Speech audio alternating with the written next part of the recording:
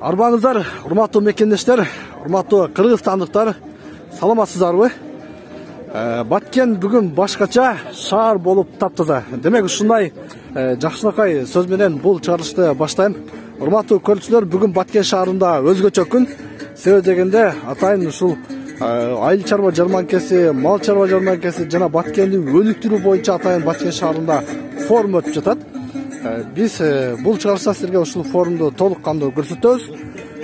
Бул форумга бир эле Баткен эмес, Ош областынан, Жалал Абад областынан жана башка облустардан дагы атайын өзүнүн өндүрүштөрүн көрсөтүүчү келген коноктор дагы бар экен. Биз менен бирге болуңуздар. Эфирде сиздер менен мен Максут Маккамолу. Ассаламу алейкум. Пиязов. Алма как экен, а? Алма как, пияз как. А бул пияз какпы? Сухофрукты да. Кургатуучу цех бар да, ошо. Кайсы тараптыкы бул? Бул мына адрес. Мардын айыл өкмөтүнүн. Өзүңүздөрдүн өндүрүш экен, а? Лейлек району Мардын айыл экен тууралар. Мына урматтуу көрүүчүлөр, Баткен облусунда өндүрүлгөн дан эгиндери арпа, буудай, күздүк буудай, жаздык буудай мына ушундай. Мына бул жер сиздер көрүп турган лейлек килемдери. Маке.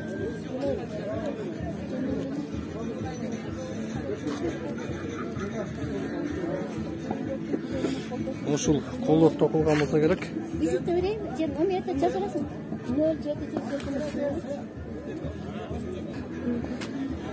Кандай кылып сөйлөйм? Мына урматтуу көрүүчүлөр, бул баары лейлек килемдери жа? Лейлек килемдери. Өзүңүздөр токуйсуздарбы? Биз өзүбүз токобуз килемди. Токуйбуз. Канча мындай сапаты кандай болот булардын? Булардын сапаты эң жогорку деңгээлде десем жаңылышпайм. Себеби жайдары койдун жүнүнөн өзүбүз жибини даярдап, андан кийин өзүбүз согобуз. Лейлектин килемине кээде заказдар боюнча боеп, кызыл карарларга боеп согобуз. Кээде ошол жанагындай табигый өңү менен согобуз, натуральный деп коебуз. Натуральный килемдерди даярдаш өтө кыйын. Ошоның үчүн жанагы боелгон килемге караганда табигый натуральный килемдер кымбатыраак болот. Азыр эң алдыңкы килемдер кайсы? Мурда жүл килемдер чын укчу элем да мен. Азыр ошолорбу? Килемдер эки түргө бөлөт да, жүл килем, анан араби деп коет. Бул аар килем. Жүл килемдер эки түргө бөлүнөт. Боелгону, боелбогону.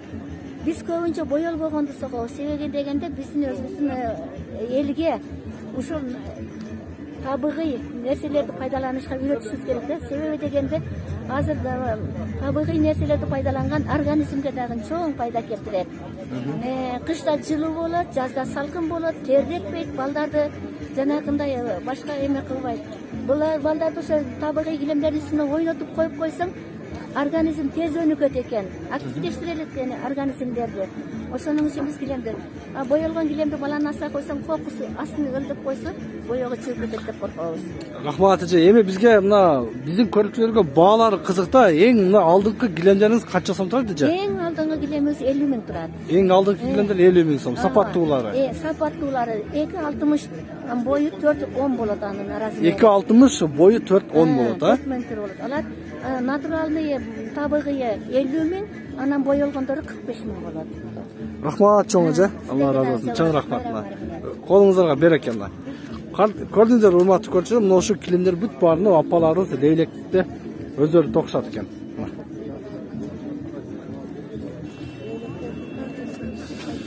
Бул жакта да биздин кесиптештер интервью алып жүрөт. Биз улантабыз.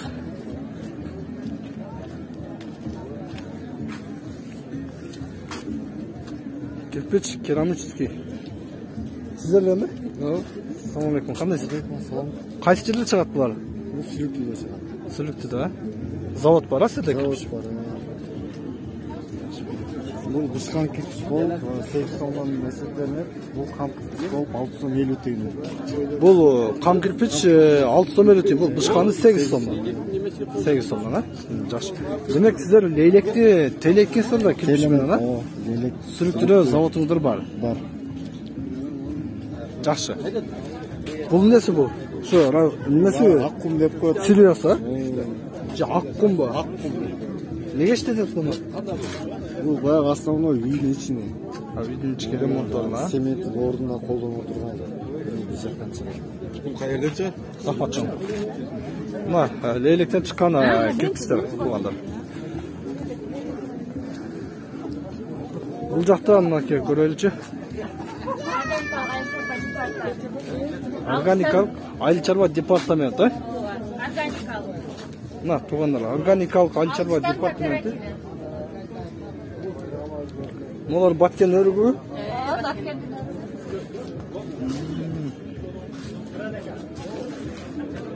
Мынакей туугандар, баткендин сыймыктанчу эң алдыңкы биздин органикалык өрүгү мына ушул. Бул болсо да неге? Так, монтоз. Токой чарба ишканасы, лескоз экен.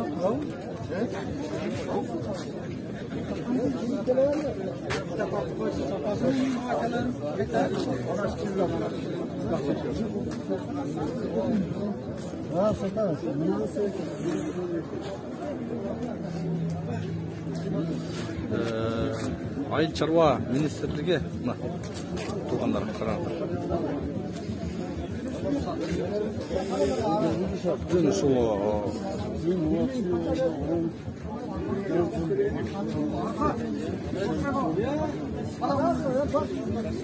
Ассаламу алейкум. Булар не асыкал айтып кетпейсизби? Маалымат берип кетпейсизби? Булар эгинге колдоно турганбы? Эгинге, биологический дарыларбы? Гербицид, фунгицид, ооруларынан витаминдер. Кайсы мөмө жемиштерге колдонсо болот? Буну основной айдоо тала эгиндерине колдонсоңуз. Тала эгиндери. Бактырактарга колдонот. Жакшы. Мына дары чачап турган аппарат экен, а? Мына. Бензин менен чөптү дарылаганда колдоно турган аппараттар. Так, туугандар, бул жагында кадастр мамлекеттик ишканасынын имдик жамааты ушул жака алып чыктыр. Оборудованиялары.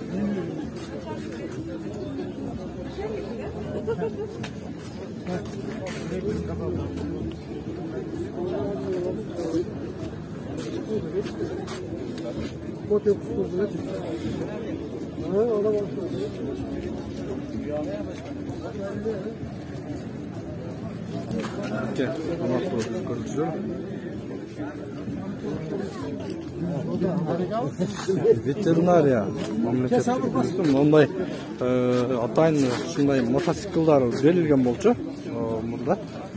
Бул атайын мотоцикл жеке вес сервистерге берилген. Ар бир райондорго жеке вес сервистерге берилген. Бул менен кызмат кылат. Бул 100 километрге 2 литр болгон. 2 литр бензин. Баткен облусунда жетиштирби азыр? Баткен облусунда жок, жетишсиз. Себеби бул убагында келгенде бул азыркы күндө жок, келбей атат. Бул азыркы күндө келбей жатат, а? Жок, основной жаш сервистерге жок, жетишпей калган. Жаш сервистерге жетишпей калган.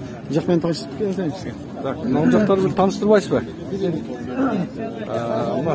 Азыр биздин Кыргыз Республикасынын атайын мыйзамчыл ирим үзүмаларды идентификациялоодо ушу бирка. Муну ушуну бирка дейт. Бул бирка ирим үзүм малдарға, а бул чип жылкыларга, жылкыларга чип болот. Чипи ушул азыр. Таныйм бул. Бул сканер ошо идентификациянын чыгыштоо кириштөө кыймылыны көзөмөлдөп чек мал базарларга алып барганда кыймылын көзөмөлдөгөндө ушул аппарат менен ошого справка берилет. А бул аппарат УЗИ аппараты, бул аппарат УЗИ аппараты малдардын бооз кысыр экенин матканын ооруларын текшерип берчү аппарат бул атайын. Диагноз коюп малга. УЗИ аппарат. УЗИ аппарат бооз кысыр. УЗИ аппараты малдын диагнозуну боозу кысыр экенин аныктап берчү. Бул болсо микроскоп. Бул микроскоп биз урук алып атканда буларда бул сосидуар дейт, бул бачоктордун атынчы. Булар биз жайлоодо мисалы кайсы шартта болбосун ошо мотоциклди артып алып эле машиналарды артып алып муну көтөрүп ичине урук болот. Ошо урукты алып көрүп берет. Урук бу жерде 5 урук бар мисалга десечи.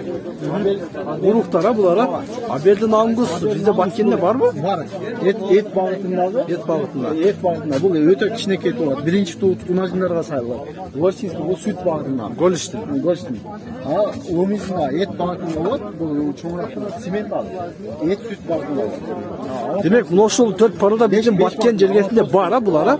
Биздин мал чарба менен алектенгендер ушуну колдонуп жатышат. Негизи бул жерде бизде эң көп быйылда 2020-жылда швиц менен ошо сементалды көбүрөөк. А бернамыз жылда буга чейин мындан быйыл швиц менен сементал көбүрөөк болуп атат. Рахмат сизге, чоң рахмат. Мына урматтуу көрмөктөр. Анан бир эле ушул менен камсыз болуп калды. Бул жерде бизде хирургический инструменттер бар бул жердечи. Малдар кесирип, жол менен туудуруп, ашказандарга зын чипага чабганда операция кылып, ошо ичиндеги зын бүт ашказан тазартабыз, кесирде бар жетиштүү демек, Эң жетиштүү. Жетишкендер да жетиштүү да. Жакшы. Мына урматтуу көрүүчүлөр, көрдүңүздөр. Аябай сон азыркы учурда заман өнүктү. Ичиңизге ийгилик болсун. Чоң рахмат.